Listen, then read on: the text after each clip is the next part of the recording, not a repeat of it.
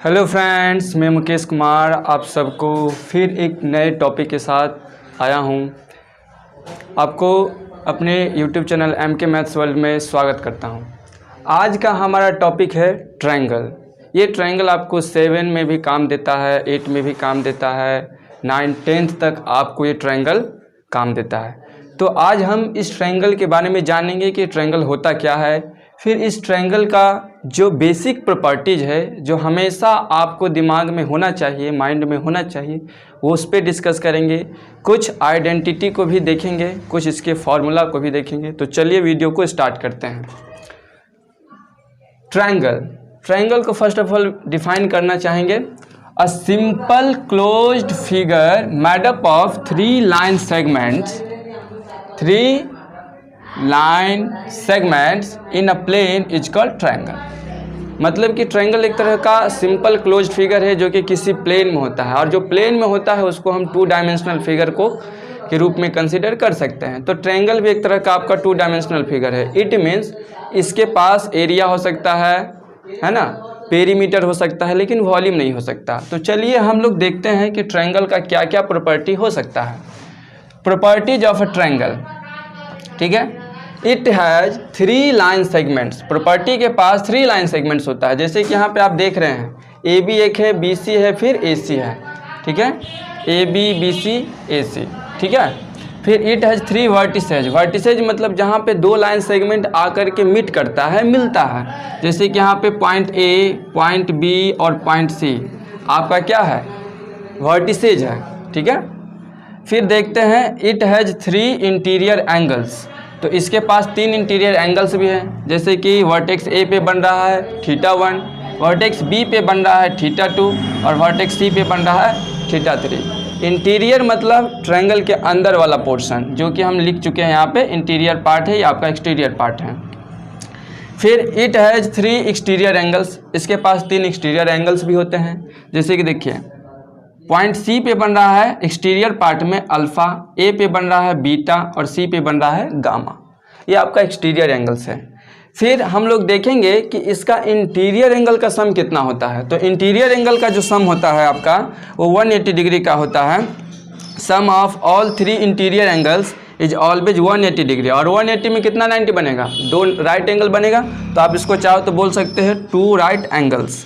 The sum of all 3 exterior angles is always 360 degree. और जो बाहर का एंगल बन रहा है, जैसे कि अल्फ़ा, बीटा, गामा, इस सब को जब हम ऐड करेंगे तो 360 मिलेगा। और ये केवल ट्रायंगल की बात नहीं है, कोई भी पॉलीगन में आप सारे एक्सटीरियर को जोड़ेंगे ना तो 360 ही आपको मिलने वाला है, ठीक है। तो चलिए आगे हम लोग देखते हैं। For any polygon of n sides, कोई भी पॉलीगन जो बनाएंगे जो कि लाइन सेगमेंट से बना हुआ एक क्लोज्ड फिगर होता है, अगर उसके पास n साइड्स हैं तो the sum of all interior angles is given as. तो उसका जो इंटीरियर एंगल का जो सम है इस फॉर्मूला से हम चाहे तो उसको दे सकते हैं।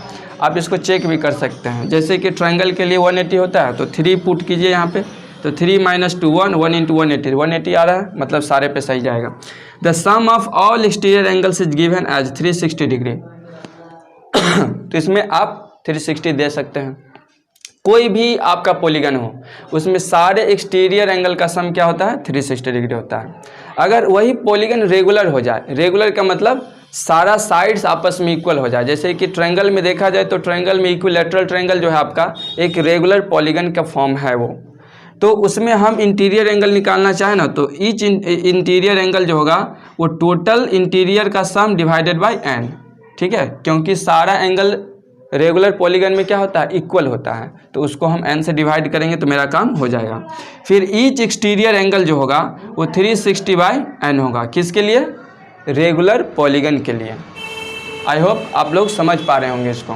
फिर हम लोग देखते हैं ट्रायंगल ABC को। वर्टेक्स A का अपोजिट साइड जो है BC, उसका लेंथ को चाहे तो आप A से डिनोट कर सकते हैं, स्मॉल a से। फिर वर्टेक्स B का जो अपोजिट साइड है AC, उसको आप स्मॉल b से डिनोट कर सकते हैं। वर्टेक्स C का अपोजिट साइड जो है आपका, उसको स्मॉल c से डिनोट कर सकते हैं। ये लेंथ रिप्रेजेंट करता है साइड का, ये small a, small b, small c। आप लोग पढ़े होंगे जो भी ट्रायंगल है, कोई भी ट्रायंगल हो, अगर उसका हम एरिया निकालना चाहें तो उसका बेस और हाइट का प्रोडक्ट करके हाफ कर देते हैं। तो 1/2 बेस इंटू परपेंडिकुलर हाइट, तो यहाँ पे बेस हमारा a है, हाइट मेरा h है, तो 1/2 a इंटू h कर सकते हैं। फिर देखते हैं पेरीमीटर क्या होता है। तो पेरीमीटर का मतलब ही होता है कोई भी ट्रायंगल है उसका पेरीमीटर बाउंड्री लेंथ होता है, चारों तरफ से जो घिरा है उसका लेंथ होगा। तो यहाँ पे देखिए एक a है, एक b है और एक c है, और इसी लेंथ से हमारा ट्रायंगल घिरा हुआ है। तो इस तरीके से हम पेरीमीटर को a + b + c बोल सकते हैं। एरिया था तो स्क्वायर यूनिट में आएगा, सेंटीमीटर स्क्वायर, मीटर स्क्वायर, इस तरीके से। पेरीमीटर है तो लीनियर यूनिट में रहेगा, मतलब या तो सेंटीमीटर में आएगा ना तो मीटर में, इस तरीके से आएगा, ठीक है।